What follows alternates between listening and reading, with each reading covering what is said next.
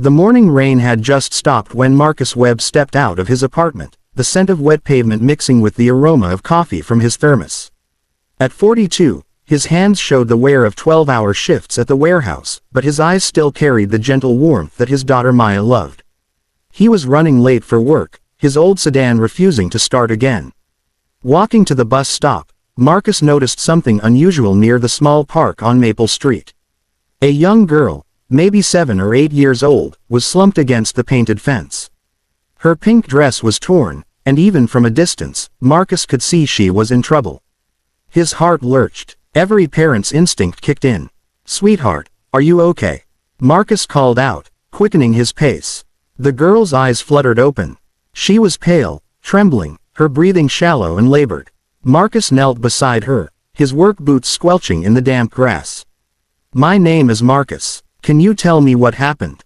Where are your parents?" The child tried to speak, but only a whisper came out. "Can't breathe right. My medicine. I lost my medicine." Marcus noticed the medical alert bracelet on her small wrist. Severe asthma. This wasn't just a scrape or a scare. This child was in real danger. He didn't hesitate. Scooping her carefully into his arms, Marcus started toward the street, flagging down the first car he saw. When that didn't work, he pulled out his phone with shaking fingers and called for an ambulance, then started running toward the nearest clinic 4 blocks away. "Stay with me, honey. You're going to be fine. I've got you." The girl's name, he learned, was Sophie.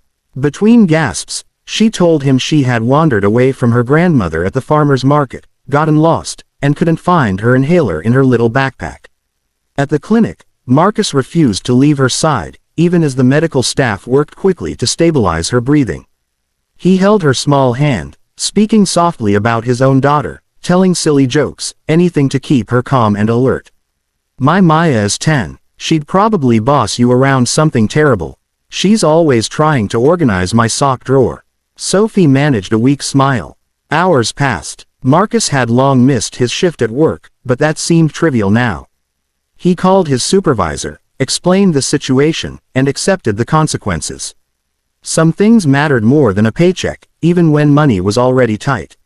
When Sophie's breathing finally steadied and color returned to her cheeks, she squeezed his hand. "Thank you," she whispered. "You saved my life. Any decent person would have done the same, sweetheart." But that wasn't quite true, was it? Marcus had seen people walk past suffering before, too busy or too afraid to get involved. He'd been raised differently. His mother, God rest her soul, had always said that we're all we've got in this world. Help when you can. The clinic staff had contacted the police, who were searching for Sophie's family. Marcus stayed, sitting in the uncomfortable plastic chair, his thermos of coffee long cold. When the doors finally burst open, a well-dressed older woman rushed in, tears streaming down her face. Behind her came a man in an expensive suit, his expression frantic. "Sophie. Oh my darling Sophie." The grandmother embraced the girl, sobbing with relief. The man, who introduced himself as Richard Chen, gripped Marcus's hand with surprising strength. "You saved my daughter's life. The police told us everything. How can I ever thank you?" Marcus felt uncomfortable with the attention. "I just did what anyone would do. I'm glad she's safe." "Not everyone would have done what you did," Richard said quietly. "Most people would have walked by. Called someone else. You carried her 4 blocks. The doctor said 10 more minutes and we might have lost her." Over the next few minutes, Marcus learned that Richard Chen was the founder of a major tech company, a billionaire several times over. Sophie was his only child, the center of his universe. She'd been visiting her grandmother when the incident occurred. "Please," Richard said, "let me do something for you. Anything." Marcus thought about his broken-down car, the bills piling up, Maya's school supplies he'd been putting off buying. But something in him resisted. Just knowing she's okay is enough. Really. But Richard was persistent. He asked about Marcus's life, his daughter, his struggles. And Marcus, exhausted and emotionally drained, found himself opening up in a way he rarely did. He talked about losing his wife to cancer 3 years ago, about raising Maya alone, about the juggling act of work and parenting and trying to give his daughter the life she deserved. Richard listened with the intensity of someone who understood that money couldn't buy what mattered most. I lost my wife too, Richard said softly. 5 years ago. I know that particular kind of lonely. And I know what it's like to worry about doing right by your child. A week later, Marcus received a letter. Inside was a job offer from Shen Technologies, a position in their community outreach program that would double his salary and provide benefits that made his eyes water. But more than that, there was a personal note from Richard. You gave me back my daughter, it read. Let me give you back some peace of mind. This isn't charity, this is gratitude, and I hope it's the beginning of a friendship. Marcus sat at his small kitchen table, Maya doing homework beside him, and felt tears slip down his cheeks.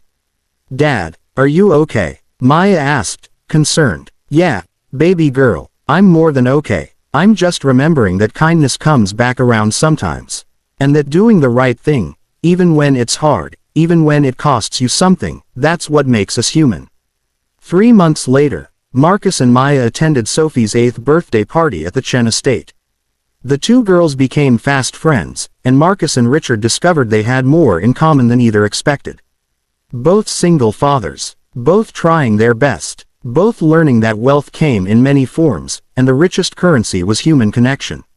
On that rainy morning when Marcus chose to stop, to help, to care, he had no idea he was saving a billionaire's daughter.